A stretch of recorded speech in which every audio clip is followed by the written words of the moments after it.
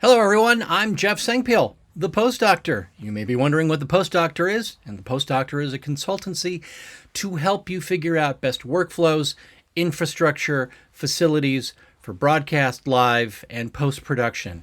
If you need help and something vendor neutral to help you just make some decisions with your facilities coming up, drop me a line. Contact at thepostdoctor.com.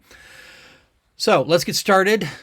This is a presentation that I had done for the Hollywood Professional Association 2026 Tech Retreat. And much like you get a theatrical run and then it comes out on streaming and cable, figured it's been long enough. Let's get this information out there for everybody. So just for those who are the old tape operators in the audience, are we at speed yet? So how long do we keep motion picture masters?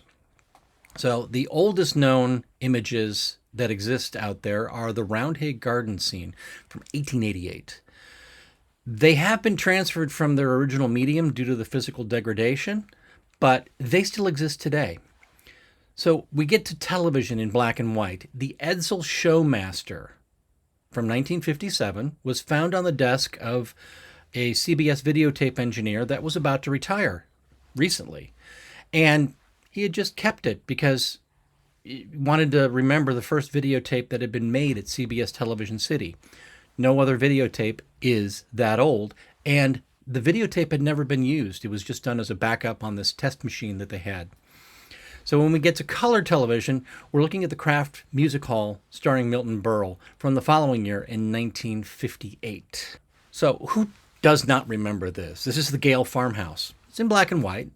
Many of us grew up watching these Ozians every Thanksgiving evening for decades on the major broadcast networks.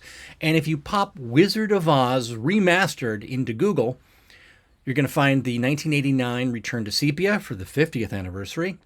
And then you'll find the 8K scan to create a 4K remaster for the 80th anniversary in 2019. And since 4K and 8K is just not enough, we've got the 2025 reimagining playing at the Sphere in Las Vegas throughout this year. Just by the way, if you are thinking about attending the show while at NAB, you're going to need to go and get your tickets now, as a large amount of those shows may be already sold out. So how could this have happened without the preservation of content?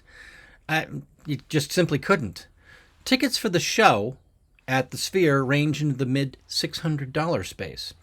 So that's one of the whys of maintaining archives. The material is still generating revenue today, after 87 years. Regardless of the cultural treasure that this is, drawing in continued income is very good for the business of media and entertainment.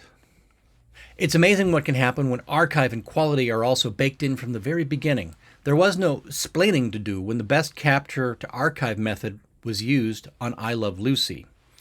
Even 75 years later, Desi Arnaz's vision has made I Love Lucy one of the most watched television shows in existence, due to planning for quality and archive from the very beginning. So just a little note on that. As you can see, you can pay to watch I Love Lucy today on various streaming channels. 75-year-old original camera masters done on 35mm, allowing us to still continue to draw in revenue today. So this is how we grew up. We archived at capture. It was just part of the process. We shot on film, that was the archive. Then we later shot on videotape, and that was the archive. It was inherent to the media capture process. The media costs were baked into the production budget, not in post, not as an afterthought, but at the very beginning. Post-production deliverables came from those archive camera masters. And physical media was less likely to suffer data loss than today's methods.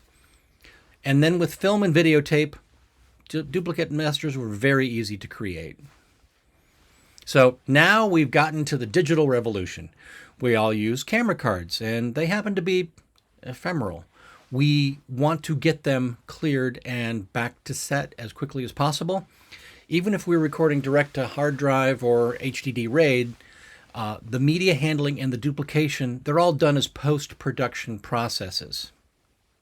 This is the unintended consequence of the digital revolution.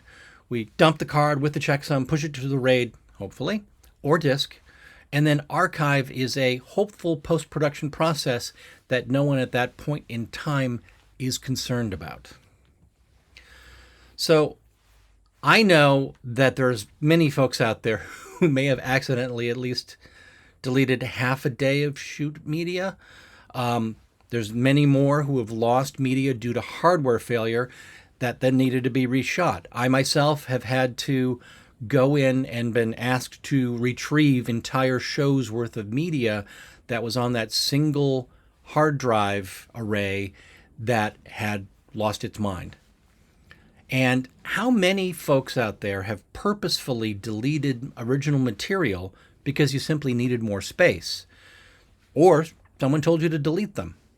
Back in the day, one of my jobs was get in at 6 in the morning and delete masters of a major soap opera. Those files do not exist anywhere, and there were no tape backups. So what have we lost in this process? Old spinning disk drives. Do they even fire up? They've been in the closet forever. Turn of the century connectivity. Can they still physically connect to your machine? And do the drivers exist to really actually mount them and pull data off of them? So there's a lot of old RAID methods via software. And I've seen Facebook posts from folks looking to physically connect, not realizing that the software extensions needed to see the media that was generations old don't work on modern OSs. There really is no way to connect old storage in this method to new computers. So what is LTO? LTO is a half-inch form factor, which is approximately half the size of a VHS cassette. You may use it today. It's just as known as Deep Glacier, as LTO is actually the bulwark behind cold storage that's out on the cloud. A lot of times this comes along with something called LTFS, or the Linear Tape File System. This gives you standardized formatting of tape, and it can mount on any computer with the right extensions. It provides the same level of compatibility as any single videotape or film format. And LTFS goes back to LTO5 back in the mid-2000s. So you can still mount these things today, pull the data off, and off you go. All right, what does the National Archive recommend for digital file preservation? So they recommend a few things, either a RAID, which is prone to mechanical failure, or your extension's going bad, or LTO tape, which is going to give you a nice long life cycle. They also want it to be frame-based media, DPX or certain levels of JPEG XS encoding. So in all of this, how can we get back to the concept of archive at capture? Today, LTO-10 with a full height drive has a write speed of 400 megabytes per drive. So when we compare that to videotape, we compress videotape inherently. It always was a compressed method. So if we begin to compress 4K material, we can get 4K JPEG XS, which is 1.6 gigabits a second. That means 2 streams fit into that 400 megabytes, and you can get 487 minutes of JPEG XS at 4K on tape.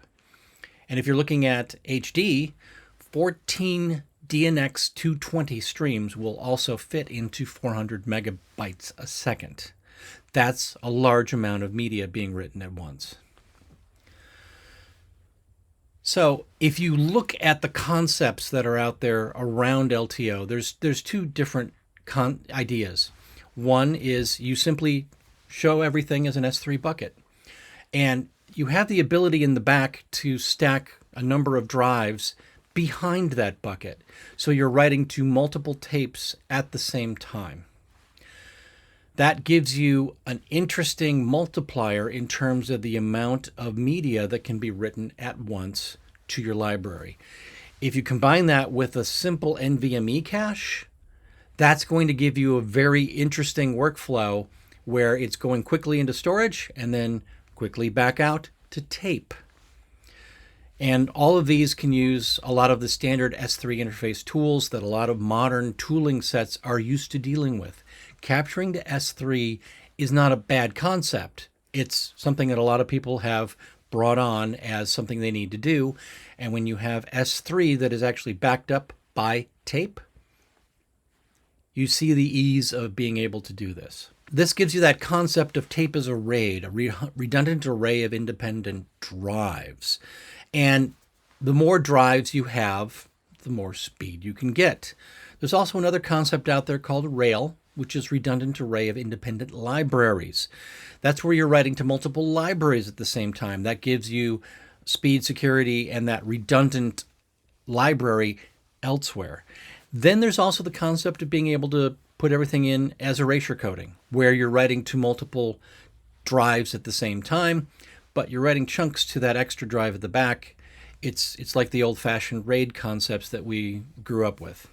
There are a number of pieces of hardware today that convert video in its various forms into files.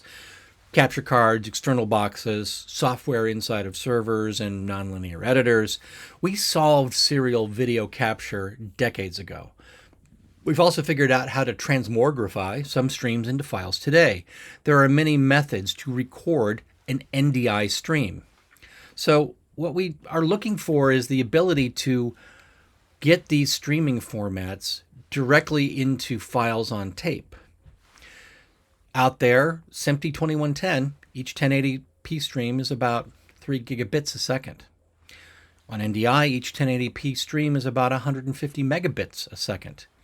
Those capture methods exist today, you just have to write them later to tape. So together, we can actually make Archive the Easy button. We're going to need to adapt a few workflows that we've got out there. And what we do now will then be secure for generations to come, much like I Love Lucy, The Wizard of Oz is. What we need to do is simplify essence to file workflows, where we don't have to think about it, it just happens. SMPTE 2110, NDI, IPMX, SRT, all of these could be modified to easily create files that then would write directly onto tape, giving us the archive at capture. A couple things that we need to do here. The first thing actually was the simplifying the essence into file flows.